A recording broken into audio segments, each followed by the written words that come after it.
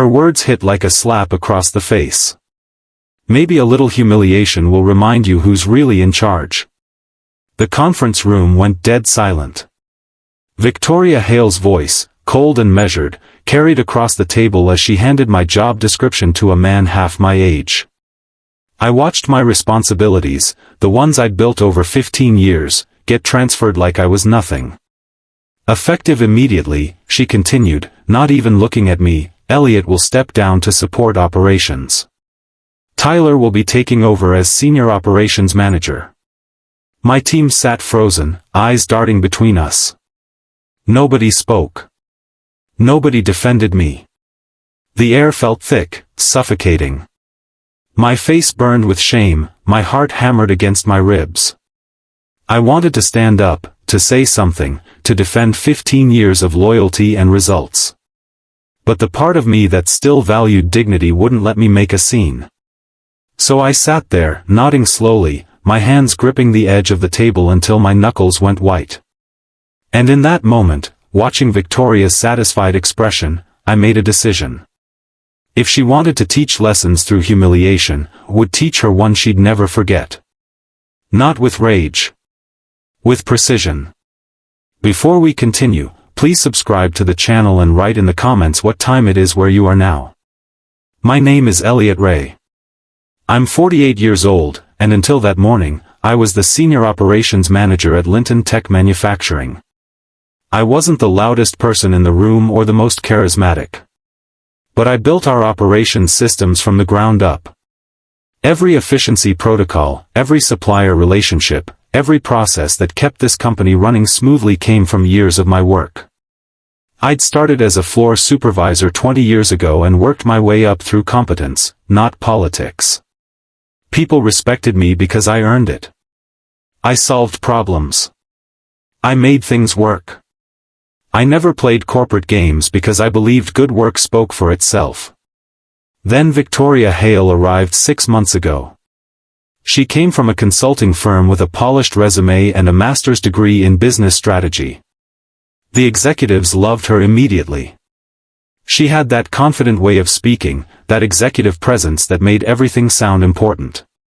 She called herself a modernizer, someone who'd bring fresh perspective to our outdated systems. What she actually brought was chaos disguised as innovation. But I didn't see that at first. I tried to help her. I tried to be the bridge between her ideas and operational reality. I thought that's what good managers did. When Victoria first arrived, she held company-wide meetings preaching transparency and collaboration. She talked about building trust, empowering teams, creating a culture where everyone's voice mattered. For the first month, people were hopeful. Change can be good, we told ourselves. Maybe fresh leadership was exactly what we needed. By month 2, 3 department heads had been fired. Not for performance issues, but for questioning her decisions. She called it removing resistance to progress. The rest of us called it a purge. By month 4, people were terrified. They stopped sharing honest opinions in meetings. They started telling Victoria what she wanted to hear instead of what she needed to know. The culture she'd promised to build was replaced by fear and performance theater. But I still defended her to my team. I told them to give her time, to be patient, to trust that leadership knew what they were doing. I thought being the steady voice of reason was my role. I thought loyalty to the company meant supporting whoever was in charge. I was wrong. Victoria didn't see my support as partnership. She saw it as weakness. And she was already planning how to use me as her next example. The week before my demotion, Victoria called me into her office. A logistics delay had occurred, one entirely caused by her decision to switch suppliers without proper vetting. The new supplier couldn't meet our specifications, causing a 2-week production delay that cost us tens of thousands. She sat behind her desk, fingers steepled, and said, "Elliot, I need you to take ownership of this delay in tomorrow's executive meeting." I stared at her. But I advised against switching suppliers. I documented my concerns. "I know," she said smoothly. But it'll make you look accountable. Show you're a team player who doesn't make excuses. The executives respect that kind of integrity. Something in her tone felt wrong, but I wanted to believe she was being strategic, protecting the department. So I agreed. The next day, I stood in front of executives and took responsibility for a mistake that wasn't mine. Victoria thanked me publicly, praising my accountability and leadership. I felt uncomfortable with the praise, but I thought we were moving forward as a team. A week later, in the meeting where she demoted me, she used that same incident as proof that I'd lost control of operations. She told the executives that my admission of fault showed declining judgment and inability to manage complex logistics. Every word I'd said in good faith became a weapon she used against me. I went home that night and stood in my bathroom staring at my reflection. I looked older than 48. Tired. The lines around my eyes had deepened. My hair was grayer than I remembered. I'd given everything to this job. 15 years of 60-hour weeks, of missed family dinners, of cancelled vacations because someone needed to handle a crisis. My son was finishing college. My mortgage was halfway paid off. My whole adult life had been built around this career. And now I was a cautionary tale. An example used to keep others in line. The person who'd thought loyalty and good work mattered. I sat on the edge of my bed, my wife sleeping beside me, and felt something shift inside. Not rage, exactly. Something colder. More focused. A question formed in my mind and wouldn't leave. What happens if I stop trying to survive her and start playing her game better than she does? What happens if I stop defending myself and start documenting everything? What happens if I stop reacting and start planning? That night, I made a decision. I wasn't going to quit. I wasn't going to rage. I was going to watch, learn, and wait. Because people like Victoria always made mistakes. They always overreached. I just needed patience. I stopped reacting. That was the first change. When Victoria made comments about my transition to a support role, I nodded politely. When Tyler, my replacement, asked nervous questions about systems he didn't understand, I helped him without complaint. When colleagues offered sympathetic looks or awkward condolences, I smiled and said I was fine. Everyone assumed I was broken. That I'd accepted defeat. That assumption was exactly what I needed. Because while they saw submission, I was watching everything. I started taking notes. Not obviously, not in meetings where people could see. But every evening, I documented conversations, decisions, directives. I noted when Victoria told Tyler to skip compliance protocols, just this once, for speed. I recorded when she blamed delays on my old systems instead of her poor planning. I saved every email where she contradicted herself or changed stories. Victoria had blind spots. Arrogance always does. She didn't understand operations. She relied on people like me to make her look competent while taking credit for the results. She thought titles and authority made her invulnerable. That was her first mistake. Her second was assuming I'd stay broken. Tyler started struggling almost immediately. He was 29, ambitious, eager to impress. But he had no operational experience beyond spreadsheets and theoretical models. Within 2 weeks, supplier complaints started coming in. Shipments were delayed. Quality control issues emerged. Production schedules slipped. Victoria blamed me in private meetings with executives. She said I'd left the department in worse shape than anyone realized, that Tyler was doing heroic work cleaning up my mess. But I made sure others heard different stories. Casually, in the break room, I'd mentioned to the CFO's assistant, strange how supplier issues started right after the vendor changes. Wonder if the new contracts were properly vetted. In the hallway, I'd tell the quality control manager, Tyler's doing his best. Just wish someone had trained him on compliance protocols before throwing him into this role. I never accused Victoria directly. I never said anything that could be reported as undermining her. I just planted seeds. Small observations that made people start questioning her narrative. Meanwhile, I documented every mistake, every shortcut, every decision that prioritized appearance over substance. The file on my personal laptop grew thicker every week. I called it the Hale Ledger. Tyler started seeking me out in private. At first, it was small questions about supplier contacts or system access. Then it became more. He'd pull me aside after meetings, anxiety clear on his face. Victoria wants this done by tomorrow, but I don't understand how to process it through compliance. I'd help him, gently, without making him feel incompetent. And I'd document every interaction. Every time Victoria told him to cut corners. Every time she instructed him to forge ahead without proper protocols. One afternoon, Tyler looked particularly stressed. We were in the empty break room, and he said quietly, "She told me to sign your name on the compliance form. Just for this one batch." Said it was faster than processing it properly. My heart started beating faster, but I kept my expression calm. "Did she put that in writing?" He nodded, pulling out his phone to show me the text message. "She said it wasn't a big deal. That you used to do it all the time." I'd never done that. Not once. But I smiled faintly and said, "Tyler, do me a favor.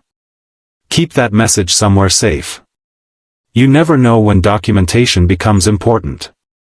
I kept my head down through the following weeks. I completed my diminished responsibilities without complaint. I arrived early, stayed late when asked, maintained perfect professional courtesy. People stopped seeing me as a threat. They stopped being careful around me. And that's when the information started flowing. The administrative assistant who'd once respected Victoria began confiding in me during coffee breaks. She'd mention Victoria's unreported consultant fees, the expensive dinners charged to the company, the vendors who seemed to have personal connections to Victoria's old firm. The junior accountant who handled expense reports started asking me hypothetical questions about proper procedures, describing situations that sounded suspiciously like Victoria's actual spending patterns. Every whisper, every complaint, every concern got documented in the Hale Ledger. Dates, amounts, names. I built a timeline that showed exactly when Victoria's decisions started diverging from company policy. I wasn't looking for revenge. I was looking for truth. And truth, properly documented, was more powerful than any accusation. One evening, working late, I realized I had enough evidence to bury her. But I didn't move yet. Timing mattered. And Victoria's arrogance was still growing. The CFO, a careful man named Stuart who'd been with the company 20 years, stopped by my desk one afternoon. "Elliot, can I ask you something?" I looked up from my work. "Of course. The operations logs from the past 3 months don't match the quarterly forecasts Victoria presented to the board. Not even close. Any idea why that might be?" I set down my pen slowly, letting silence fill the space between us. "I'm in a support role now, Stuart. Not really my place to comment on management decisions." He studied my face. "But if you had to guess?" I shrugged. "Numbers don't usually lie. People interpreting them do. But again, not my area of responsibility anymore." I turned back to my work, dismissing the conversation. Stuart stood there for another moment, then walked away. That's how you plant a seed without looking like you're doing the planting. Don't make accusations. Just create questions that other people need to answer. Within a day, Stuart had ordered a preliminary review of Victoria's reporting. She'd hear about it soon, and she'd panic. And panic led to mistakes. Victoria's tone changed suddenly. She called me into her office 2 days after Stuart's review was announced. She was smiling, but her eyes were calculating. "Elliot, I've been thinking. This demotion, I want you to know it wasn't personal. I sat across from her, expression neutral. Of course not. I just felt like you needed a break, you know? Less pressure. But I want you to feel supported. You're still valuable to this team. The words felt rehearsed. She was trying to gauge my temperature, to see if I was a threat. I met her eyes calmly. I appreciate that, Victoria. Lessons are never personal. They're just lessons. For the first time since I'd met her, she looked uncertain. Like she couldn't read me. Like the script she'd prepared wasn't working.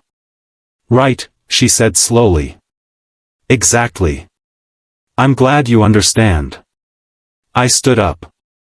Was there anything else? She shook her head, still watching me like I was a puzzle she couldn't solve. As I left her office, I felt something close to satisfaction. She was starting to realize that the broken, humiliated employee she'd created might not exist. But she still didn't understand what I'd become instead. A week later, a report appeared in the executive team's inboxes. It concerned supplier quality metrics and included detailed criticisms of recent operational decisions. My signature was at the bottom. The problem was, I'd never written it. The report was full of errors, unprofessional language, and accusations that I would never make in a formal document. Victoria had forged it. She'd created a document designed to make me look incompetent and insubordinate, then send it to executives to justify my demotion retroactively. It was clumsy, desperate, and stupid. I didn't react with anger. I didn't confront her. Instead, I forwarded the fraudulent report to internal compliance. I attached the original quality metrics report I'd actually written, complete with timestamps, metadata, and my actual digital signature. I copied Victoria on the email, along with Stuart and the head of HR. My message was brief and professional. I believe there's been some confusion regarding this report. Attached is the original document from my files for comparison. Happy to discuss any discrepancies. 3 hours later, Victoria was called into an emergency meeting with HR. I wasn't invited, but I heard about it from the administrative assistant. Victoria had tried to claim it was an honest mistake, that she'd been editing an old draft. But the metadata didn't support that story. Nothing supported that story. Stuart ordered a full internal audit of Victoria's division. The announcement came via email on a Friday afternoon. All financial records, operational decisions, and management communications from the past 6 months would be reviewed. Victoria tried to act unconcerned in the office-wide meeting announcing the audit. "This is routine," she said, smiling tightly. "Nothing to worry about. Just the company being thorough." But her eyes were panicked. After the meeting, she approached me in the hallway.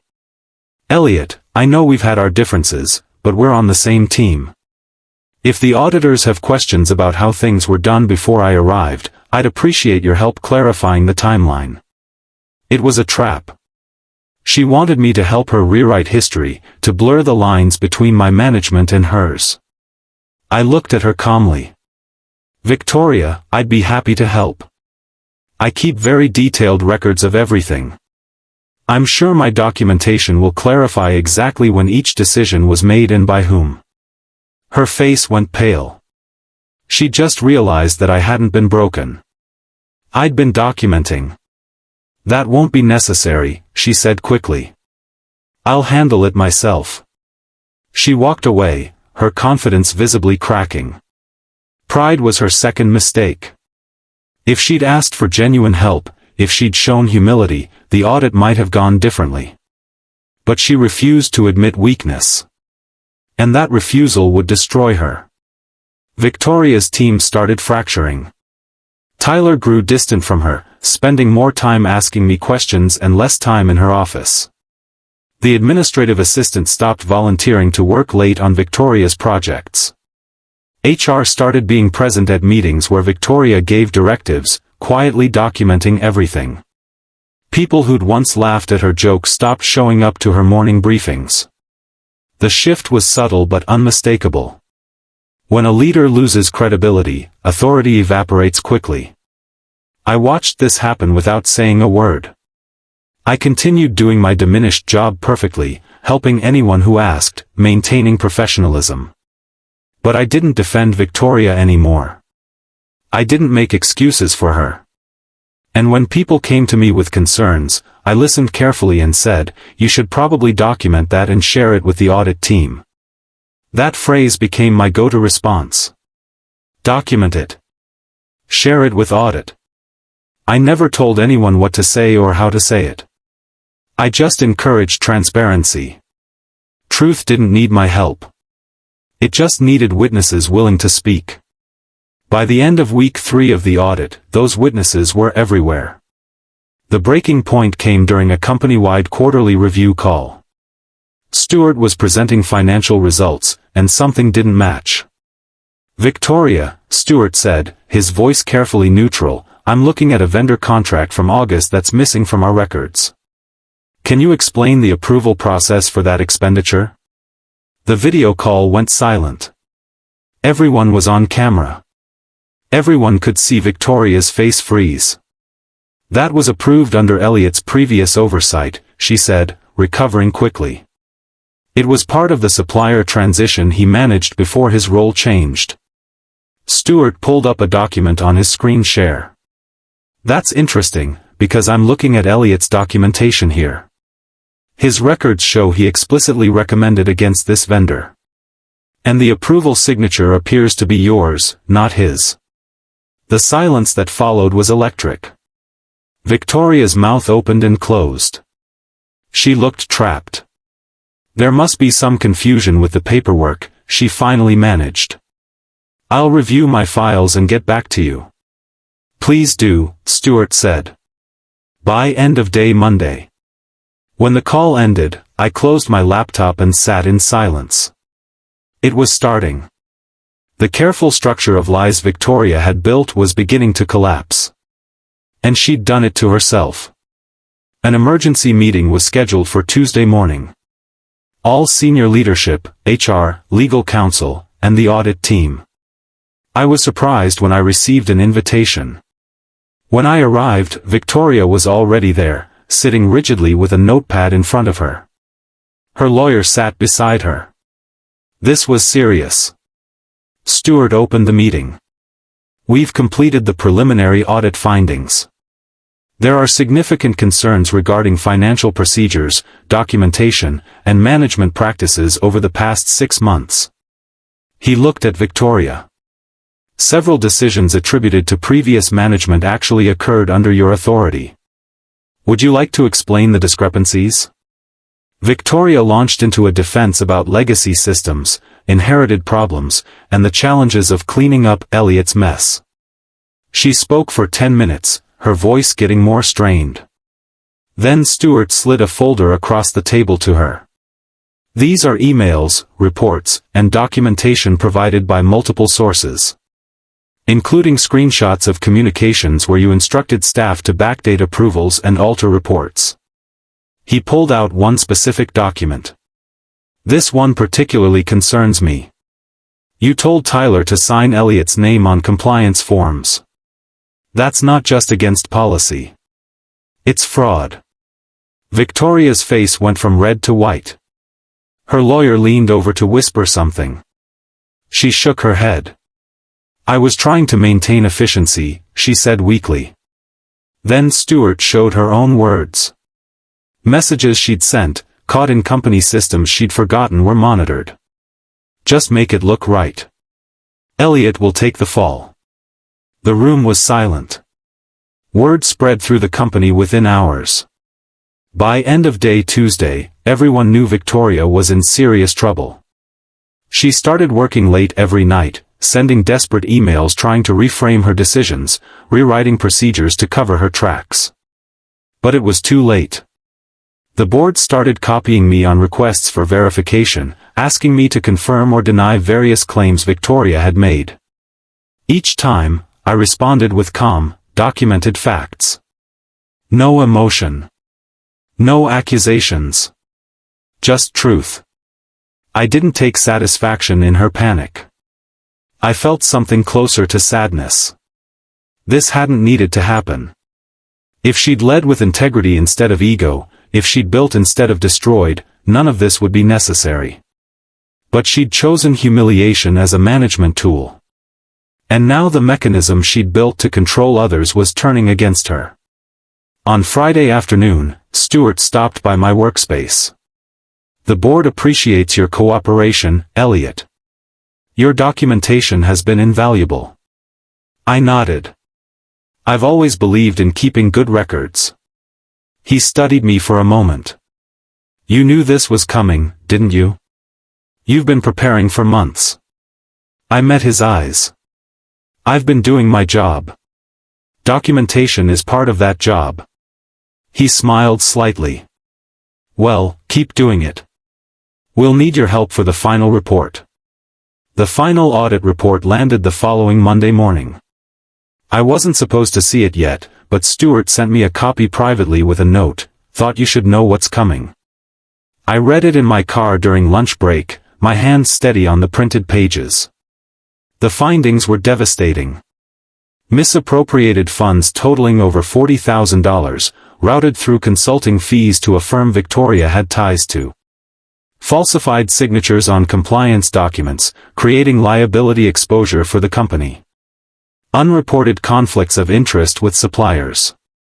Intimidation and retaliation against employees who questioned her decisions. Every suspicion, every whisper. Every concern people had shared with me was now confirmed by professional auditors. It wasn't just poor management. It was systematic corruption. That afternoon, Victoria was called into a closed-door meeting with the board. It lasted 3 hours. When she emerged, her face was ashen. She walked past my desk without looking at me, grabbed her purse, and left the building. She never came back.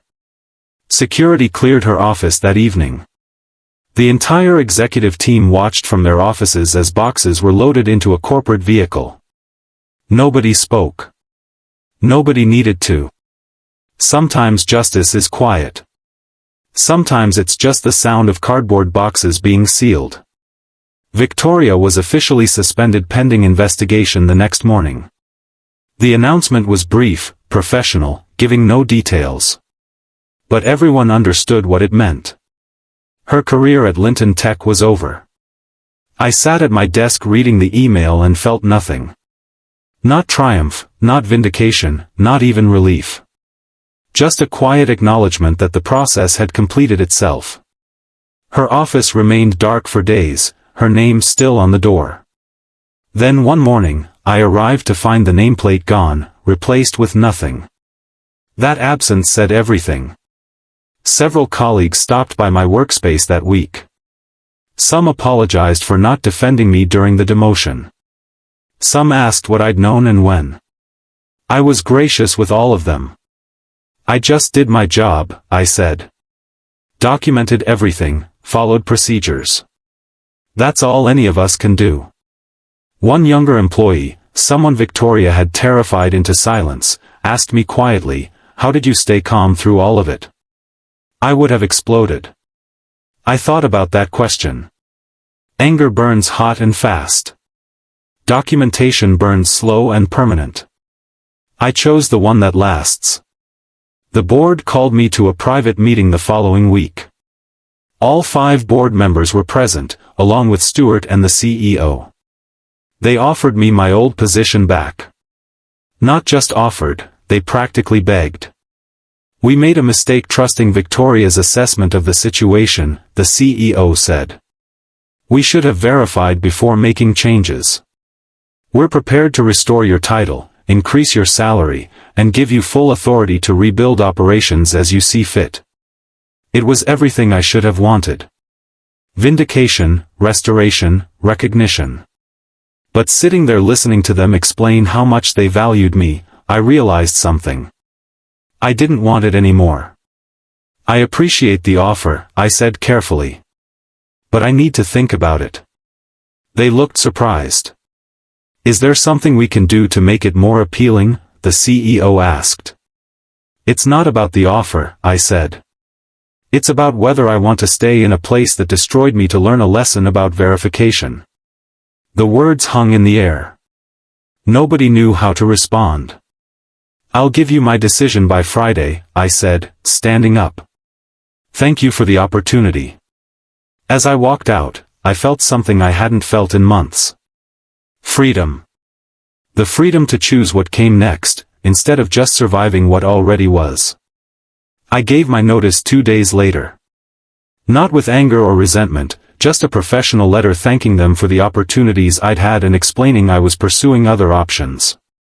The board tried to change my mind. They offered more money, better benefits, promises of autonomy. But I'd already decided. I wasn't staying in a place that needed to break me before it valued me. My last month at Linton Tech was strange. I trained my replacement, a quiet, competent woman named Patricia who'd been afraid to speak up under Victoria's reign. She was smart, careful, and genuinely excited about the opportunity.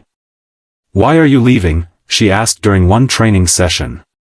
"You won everything. You proved them wrong. Why walk away now?" I thought about how to answer.